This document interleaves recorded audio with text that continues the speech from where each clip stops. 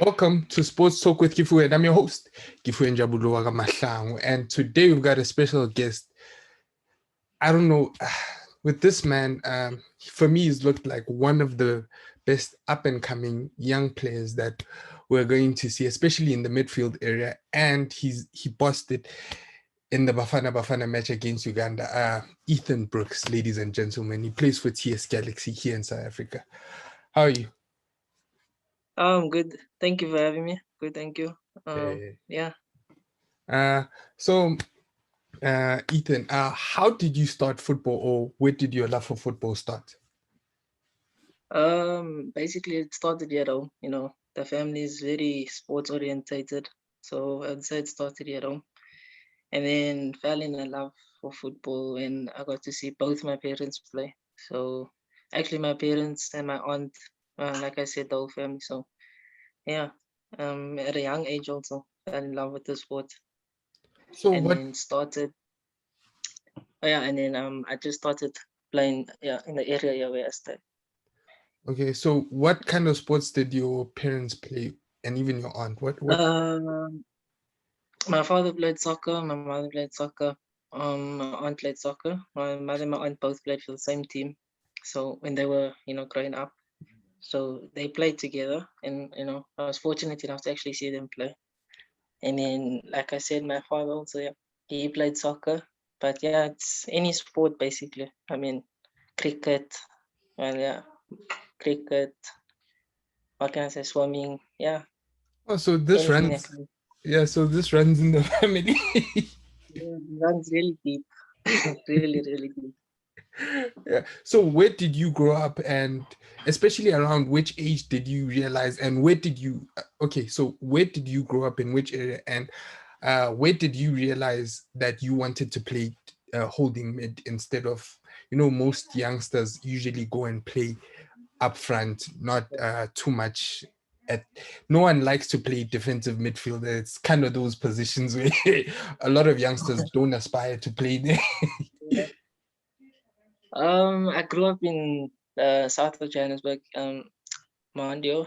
Um, and then I decided I wanted to play holding midfielder. I mean, it's either holding or attacking, but I can, do both.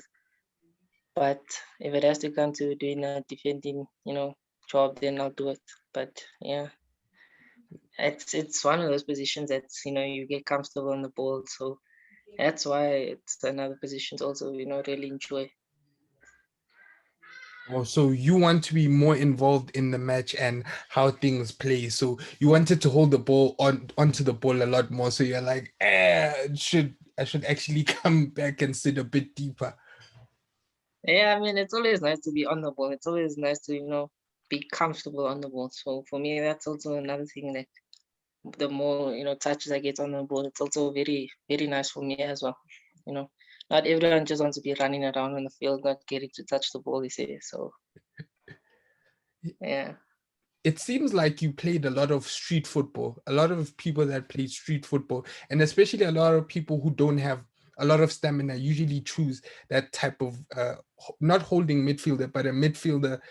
Okay, sometimes a holding midfield role, because you don't, sometimes you get that rest, and especially defenders as well, they usually don't have a lot of stamina, so you get to rest a bit and especially dictate the play. Are those Yeah, all? no, not necessarily street ball, but at school, we used to play, we call it one ball. So Boy. you use your skills and your stuff there at school. So yeah, and then in terms of the resting and stuff, I guess anyone can rest, just how you choose and when to rest. So yeah. Okay, so okay, now we're going. Okay, so you grew up in Mondio, and then what high school do you go to, and where do you start getting picked for football? Like the scouts or development teams, when do they start coming in for you, or where do you start going to trials? At what age?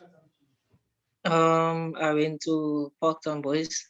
Yeah, and then I scouts came because at the school we would have like annual tournaments where we'd go and play.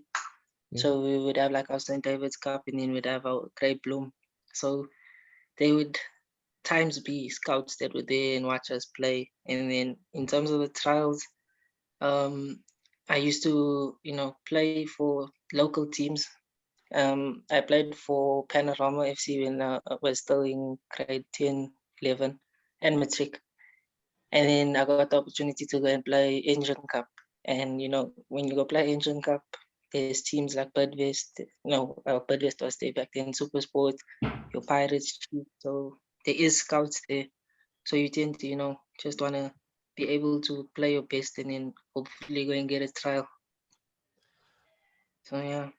Yeah. So okay. So that so you go to the Engine Cup, and then where does TS Galaxy come into the picture? Do they take you immediately after that Engine Cup, or is there a bit of a time there where you're in Um, limbo and then? I was actually lucky enough to actually get the opportunity to get to train where they were training when I was still at Panorama, because they were still in the NFT and they were using Panorama's grounds to train. Oh, And then I got the opportunity to meet Coach Dan Malisela, yeah. and he invited me to come and train with him. So he saw what I could do. He liked what I had to give him, and then he asked if I can come for sign with him. But then, and my parents wanted me to finish school first, so I decided let me finish my school first and then go and play under Coach Dan. So that's And how TS Galaxy came along. and that's very strange, because what he said is like, we fetch a lot of players from abroad and then they can't even trap the Yeah. ball. So you are kind of the yeah, he said this in one of his interviews. And so you actually are the one of the few players, okay, you're one of the players that actually fit his mold, his way of playing. And I- if anyone has not been impressed with seeing you, especially running midfield, I don't know. You epitomize African football. Like, you literally run, and I'm actually looking forward to actually see you grow and to um, see where you end up. So, Yeah. when does your first how does your first debut come about, and how do you feel in that moment? Because I know you played 3 games in the NFT, and you played 12 this season, and that's a huge jump, Yeah. especially, and also the quality, because now it's NFT and now you're playing again in the PSL. So how does your debut in the NFT come about, and tell us a bit about how you felt and what was going on in your mind and everything else. Um, in my NFT debut, how can I put it? I joined them towards the end of the season, basically. So we were still in the bubble, and then there were like I think 6 games left. Yeah. So I always set myself a target, and I tell myself either out of those 6 games, I would like to play either 3. So I got the opportunity to start against Richards Bay. Um, no, that was the second game.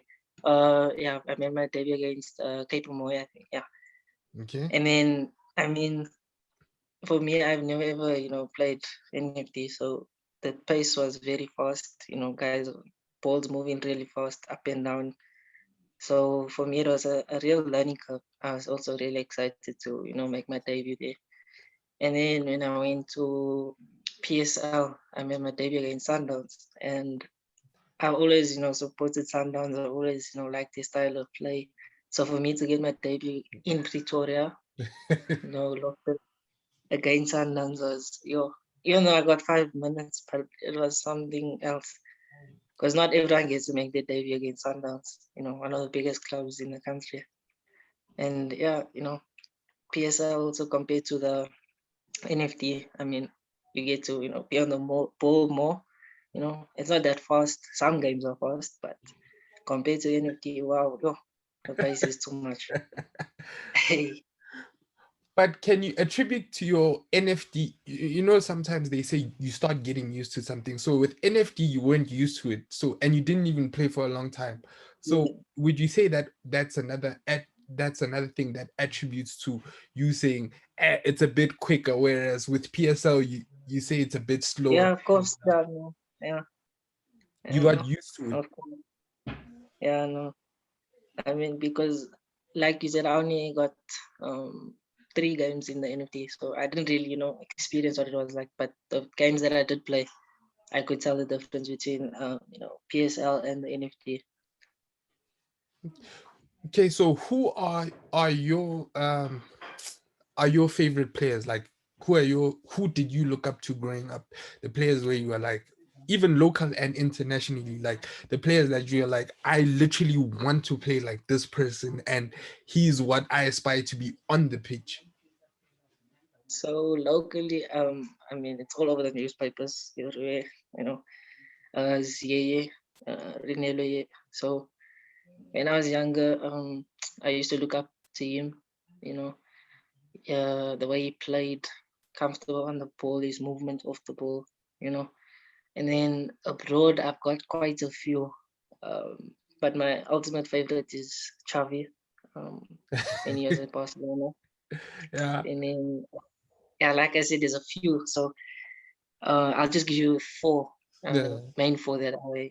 So it's Iniesta, okay. Thiago, Frenkie de Jong, and then there's Jude Bellingham that I'm now recently, yeah, quite excited about.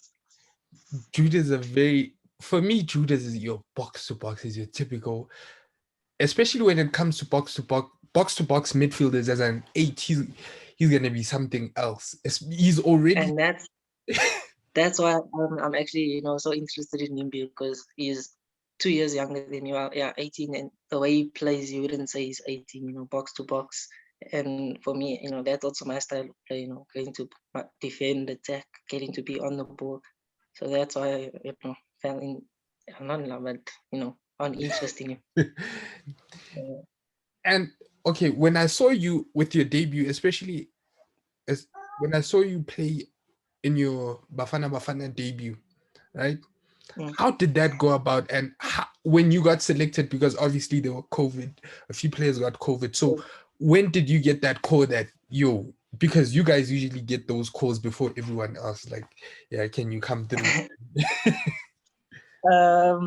We played Chiefs 2 weeks ago, the Saturday, and on our way back, my manager sent me a message. She was like, you got a call up for, um, not really. She just said you got a call up. Mm. So then I was like, okay, who is it for? And she was like, no, the senior national team. And I was like, no, you lying, you joking. So then just like, yeah, no, you really got a call up. So I was like, yo, okay, I'm really going to go, to the national team. They found my father, and I was so excited. I started crying because I was like, no, I can't really. It's a dream because yeah, it was something else. I still to this day, I can't believe it. Yeah. So when you walked into that setup, right? How did it feel? Because you weren't the only new person in. Sometimes they say it's better you don't feel out of place when you have a few other people that aren't new. You had Evidence who was also new. You had quite a few Yeah, players, even CB. You had a lot of players who were actually quite yeah, new to the Bafana CBG. setup. Yeah, no. I mean, when I got there, I was like, okay, no, this is different. Okay, walking into the hotel, having to check in. And then I remember when I was checking in, the Rook was behind me and he's like, congrats and stuff. So I was like, okay, with the big guns now. And then when got my stuff changed and, everything, everyone was so welcome, even though I was, new to the whole, team and stuff. Got to meet everyone and everyone was so welcoming to say congrats and stuff. And, I went from, I'll tell everyone, all my friends, family, go from watching these guys on TV to playing against them and now playing with them is amazing, because not everyone gets the opportunity to do that. But yeah, it was a nice experience, walking into that setup. And speaking about that, I actually, when I was watching the match, because usually when you watch some Bafana matches, not everyone goes up and celebrates. But when Evidence scored those two goals, almost everyone, even Ronwen, you can see Ronwen ran from where he was, and he also went in and to celebrate. I could see an actual togetherness, even though in the first Yes. half you guys weren't there, but there was actually, you could see a bit of togetherness there. Yeah, no, I mean, if a team doesn't have that chemistry, I mean that togetherness, I feel like the team won't come together well together. So, I mean, we were down first off 1-0, and we went into the change room. Everyone was like, "No, it's okay. It's still 0-0, even though it was 1-0." And we had Ronald who was motivating us to keep going, and we went out second half and we showed them, it's a game of 2 halves, so it's football. Anything can happen. So what does the coach say in when you guys go into halftime? Because it didn't look good at all. So what what does he say to you guys when you guys come into the dressing room? What does he say to inspire you guys to be better? And he makes I think he made like one change. He made one change, especially at He halftime. made two at halftime. Yeah, Yeah. he brought on Kutumela and Evidence. Yeah, but he, like I said, he walked in. Everyone sat down. He just told us, "No, it's okay. We are 1-0 down, but we can go out there, and change the game." Because he did tell us we can go. We're gonna win this game. We must just believe. And I think him giving us that speech, helped us a lot because we did go out there, showed everyone that we can do it. And that's amazing. So the under 23s will be going to the Olympics. So have you? I know you haven't been called up. So hopefully you were. Hopefully you were called up for the under. I hope that you were called up for the under 23s. Oh, No, I haven't heard anything as yet. yeah, Nothing. because hey, we just got spanked in Egypt. That was bad. I Yeah, no, uh, you never know. They say it's not how you start, but it's how you end. So we never know what if they go over and give us a different how can I say, outcome. Yeah, actually, I was doing a bit of research and I saw that you said you wanted to actually play in Europe. Like Yeah. that's where you would want to play. And so, what are those? You know, they say everyone wants to do something, but not everyone is willing to put in the work. So, do you Yes. watch? Do you watch tape of yourself and you see? Because usually, especially speaking to a lot of artists or even footballers, athletes, they say I'm my worst critic uh, because Yes. I'm gonna really break myself. I'm like, I really didn't do. So, what do you do to improve yourself or improve your game? Yeah, get games. So the last 12 games that I played, I've got some of them. So I tend to sit down, watch those games. And like you said, we are our worst critics. So for me, if I could, see I could have turned there, passed there, traveled there, I would be upset with myself and be like, okay, I could have done this. So the next time I play, I'll try and implement what I didn't do in the other game. So for me, it's always trying to, better the game that I had before. And they say you don't always have a good game, but you can always try to improve that game. So that's one thing I do. I keep watching my games, going to coaches, asking them, or when they at training, you could have done this, so take it, come home, do it again. So that's what I do. Oh, so are you Yeah. kind of a first in and last out type of player? I like to have that mindset. Yeah. Or Yeah. first in into practice, last one out. Even when practice is ended, you'd stay in for an hour or so, and then just to work on something that you obviously when you guys go to training, there are certain things you can't work on individually that because it's kind of Yeah. like a team thing. Then you work on. Yeah, but no, even if I don't like get the chance to do the training, I'll come home and do it on my own because there is fields around where I can go and do it. So Oh, I don't always like want to do it at training. If I can, I can, but if I can't, then I'll come home and do it on my own. also, that's actually a great mentality because a lot of the times you don't hear a lot about that in terms of South African players, or maybe it's just the media not reporting that actually our players do stay in very late and they work hard in their games because Mm-hmm. you don't hear that being reported a lot. about the media Yeah, saying, no. "Oh, he's the first in, last out," because you'd hear it at Manchester United with Ronaldo, with Messi, you hear it with Bruno, Mm, like you hear it with a lot of players, like you, he's the first in, he's the last out, but we don't hear it a lot, especially here in South Africa.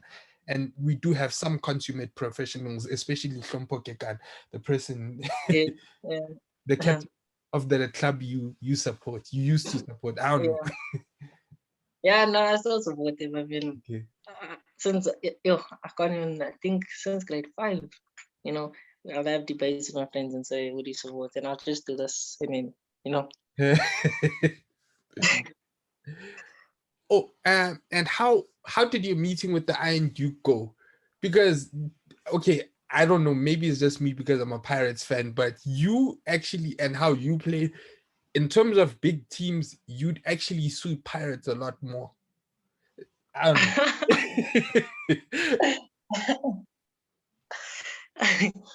Hey, I don't. um, I don't know.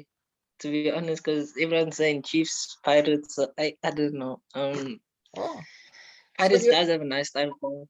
So I think I'll suit it. I don't know. We'll have to see and wait. See what happens.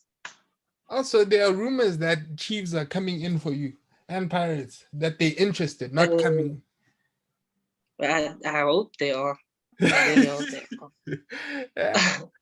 are. But you, and especially in order to take the big step, you have to kind of play for a big team where they can see you and you can actually play what's this continental football, so that you can get kind of that experience, because Percy played before he left. A lot of the times that doesn't happen, but sometimes it's once you play continental football, you kind of have an idea that that's what some scouts would want. I'd assume that they'd want someone that has played continental football, especially playing against clubs like Al Ahly and whatnot.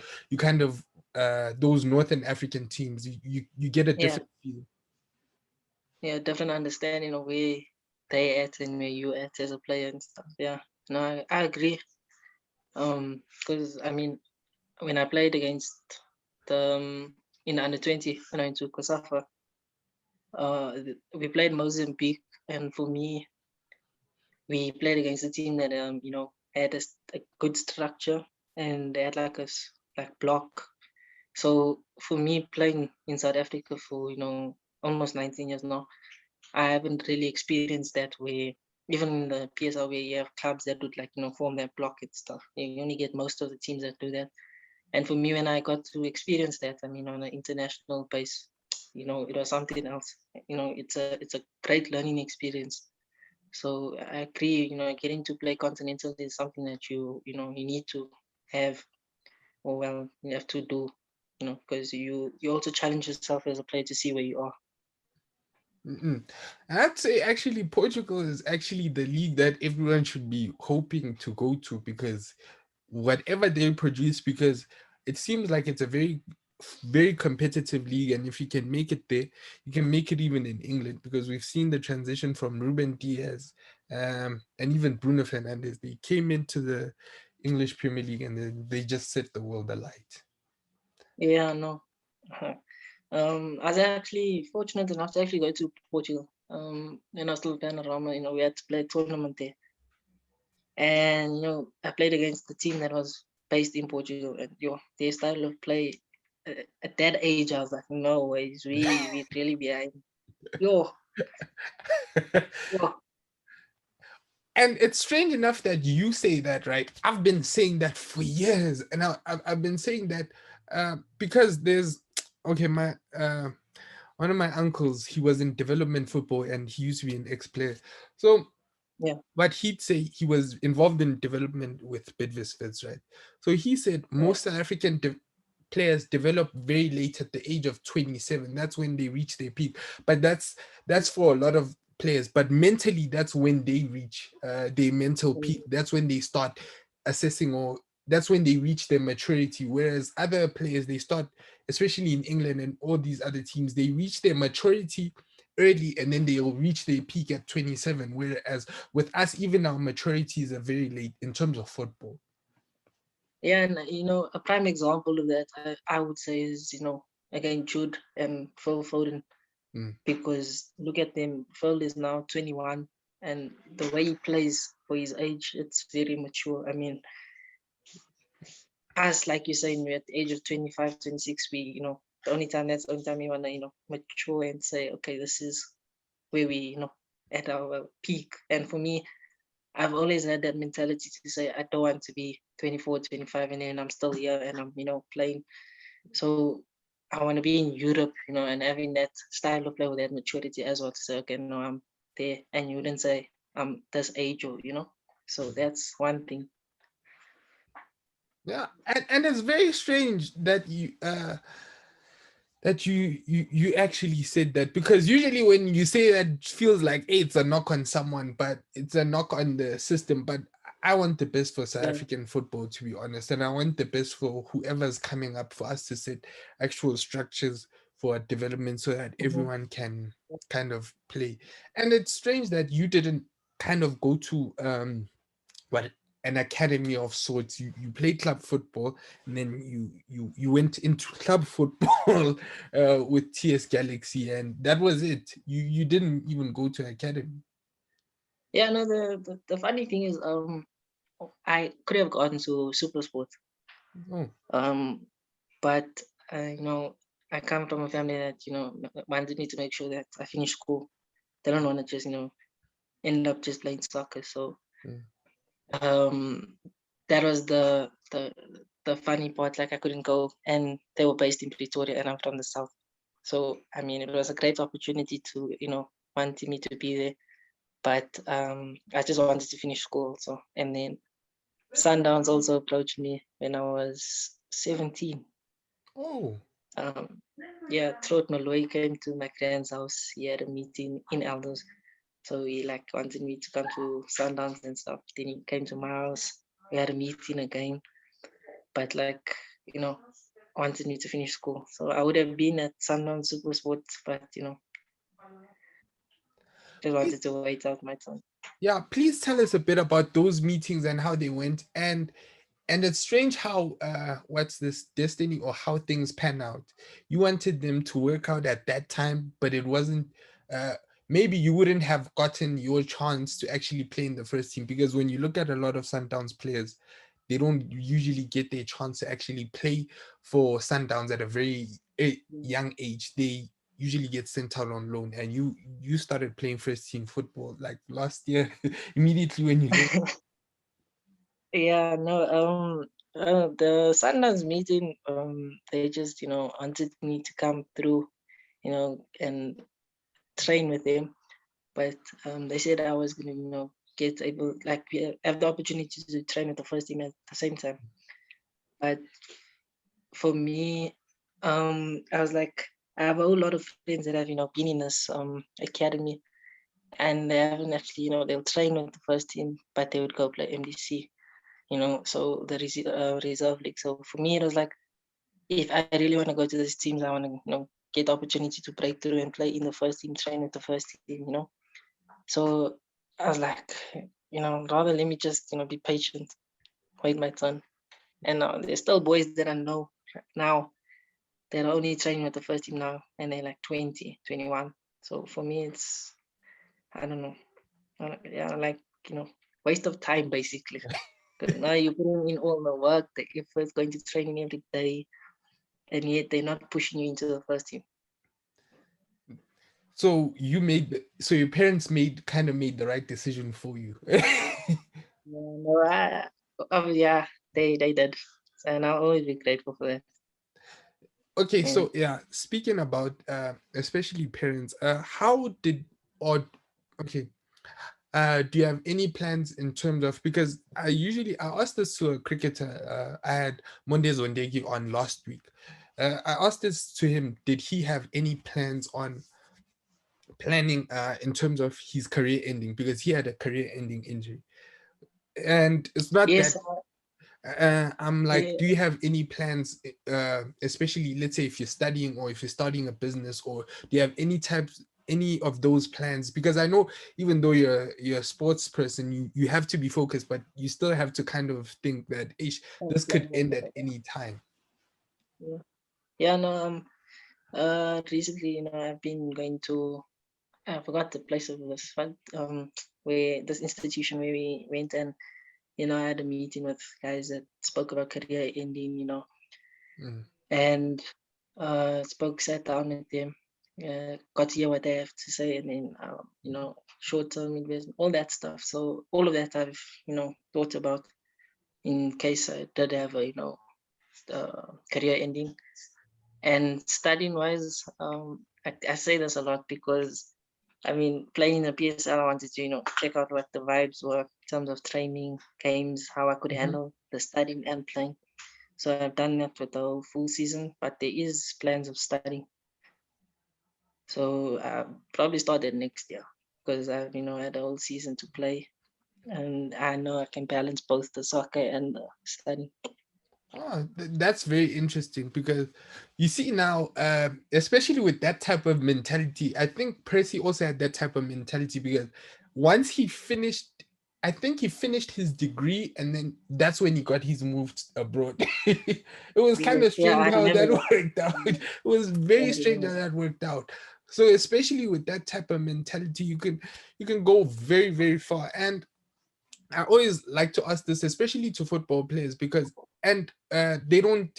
We hear a lot of stories, especially about footballers, of not taking care of their finances. So, you should. Do you have any plans, or do you take care of your finances? Do you have someone that would advise you with your finances and how to work with your that. finances? Yes, I do. I have someone that's in charge of my finances now. And then, like I said, with the whole career ending thing, I've spoken to guys that are at that institution and uh, are going to help me plan out my whole financial you know investments. So yeah, I've thought about all of that, and then yeah, so I would say financially, I've thought about it really good. Oh, so we hear a lot of, especially with the MDC, when the MDC first came about, everyone was first kind of what's this? They were introducing players to actually saving and a lot of these things, Yes, but it's nice to see that people are actually taking practical steps. Like with someone like you're taking those yeah, practical steps. You're actually utilizing them. yeah, no. It's also because like I said, yeah, my family, I've got good parents that also help me with that, financial, giving me the advice on career ending. So I don't think without them, I don't think I would have had all of this information. So yeah, Also, you have a very supportive family. So yes, yeah, did your parents, or okay, you say your mother played, did she play professionally, or who played professionally to kind of say, nah, this is what you should look out for, this is another thing that you should look out for? Because I feel like when you have someone that's been there and done that, they could advise you a lot more than someone who hasn't even seen some of the pitfalls that are there. yeah. No, my mother played provincial soccer, and then my father played for Wits, and then he got so close to making it pro, but then he got a injury to his ACL, so he would Oh. have been playing professional. But I mean, my mother reads a lot about these things, so she would tend to come and speak to me and advise me about these things. But because we so involved in sport, they know what's happening. Especially with an ACL. That's about what 6 months. Witzel is the Yeah, he came back. He had an ACL, if I'm not mistaken, and he's come back in what, 3 months or 4 months. That's crazy. yeah, no, and he was I can't remember which players were there, but he says he would have been like playing with one of the big players back then. But if it wasn't for that ACL, you would have been there. Yeah, And it's strange that your father went kind of a certain way. He stopped. He nearly achieved his goal, and then you come along, and then you just carry it on. It's a kind of yeah, a no, it's a kind of a yeah, passing of the torch. So what you might say, he crawls so you yeah, can run, or he walks so yeah, you no. can run. It's actually been an amazing. I've had such an amazing time chatting to you. Actually, very knowledgeable, and yeah, oh, it's actually amazing. No, but okay, which has been your toughest opposition in the PSL? I would have to say I've got two, Sundowns and Baroka. Yeah, Baroka. Sundowns and Baroka. Yeah. Hey, Why Baroka? hey, Baroka, it's like we play an NFT again. Those guys play fast football. I mean, closing down your they a team, that really likes to be on the ball, but at the same time, when they don't have it, they defend. So yeah, And that's another thing that has to be worked on, especially in South African football. Getting players used to pressing, because sometimes you'll see Bielsa, especially now in the off season. You guys are in the off season. Is there any type of work that you're doing, or have you guys been given like a dietary requirements? You get those dietary requirements. With Bielsa, they said you only allowed like 3% fat to play for yeah, you. no. In terms of the dietary, I follow my own. So I don't really like the club doesn't really give me, but I follow my own. And then with the pressing, it's like you have to they call it football awareness. You have to know what you're gonna do before you actually get the ball and stuff. So yeah, So, do you guys train in kind of those formations? Let's say you're gonna face Sundowns the week before or 2 days before you face Sundowns. You're gonna have, let's say, the kids or whoever the second team or the reserves train, and then they're gonna try and press you and mimic what Sundowns is gonna do to you guys. yes, no, we kind of do it within every team that we're gonna play the week before. Plan it out, and then this is how we're gonna play. This is how we're gonna press. So yeah. Man, TS Galaxy especially, and yeah, one thing, how has Owen Dagama really changed you guys? Because you guys were kind of, hey, it was very before the break, it was kind of very touchy, and then he came in, and you guys just kind of blossomed throughout. Yeah, no, I feel before he came, we were playing with Coach Dan under Coach Dan, so Mhm. it's two different styles of play. One Coach Dan likes to be on the ball. He likes his players to be on the ball, keep the ball. And with Coach Owen, you've got a coach that wants to go more direct. And Okay, I feel like when he came in, we were getting more opportunities to go and score, even though we were playing on the ball, but it was more direct. And he's a coach that's very big on defending. And so yeah, I mean that also brought unity in the team, having to defend. I mean, I think there was one game, yeah, against Pirates when we scored early and then we had to defend, defend. keep that lead. Yes, so I feel like with him it's one, he's brought in unity, and he's helped us, go forward as a team. So yeah, like I said, it's two different styles of play with Coach Dan and him. Do you think that Coach Owen Dagama has kind of like he's used whatever your strengths were as a team? He knows that you guys are good on the ball, but he's also added that bit of defensive steel, almost like what Benny McCarthy did with Amazon. Yeah, no, definitely. I mean, he always tells us to keep the ball, but keep it in their half. So it's helped a lot. Okay, yeah. Please just repeat repeat that repeat that a bit. It was kind of I didn't kind of hear it clearly on. Yeah, no, in terms of bringing, adding his stuff, he did, help us a lot. And then, he always preaches that the ball should always be in, opponents' half and not in ours for too long. So yeah, adding these elements has really helped. Yeah, and so you have a manager, you have an agent, you have everything set up, and you know what, I'm really looking forward to your career and to how you're going to blossom, and I'm really amazed, especially with how you're thinking and how you're planning everything out. And I know right now, as you've just told us, that you have a very great supportive structure. And thank you for your time. And please tell us where people could find you, it be on Instagram, Twitter, and yeah, where people could find. Instagram, you can find me on, I have a football page now that I just started recently, Ethan Football. So it's ETHA, and then there's a full stop, Ethan, and then football after that. Okay. You can find me there on Instagram and then Twitter, Ethan Brooks. Okay. So that's all. Ethan, thank you very much for your time. And I've thoroughly enjoyed talking to you.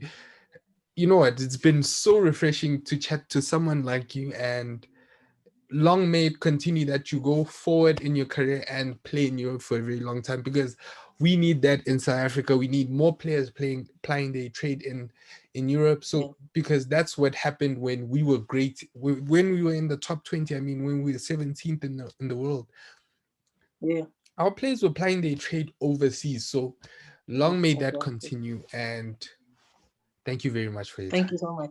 Thank you for having me. Thank you. Really appreciate it. Thank Yeah. you so much. Sharp. Yes.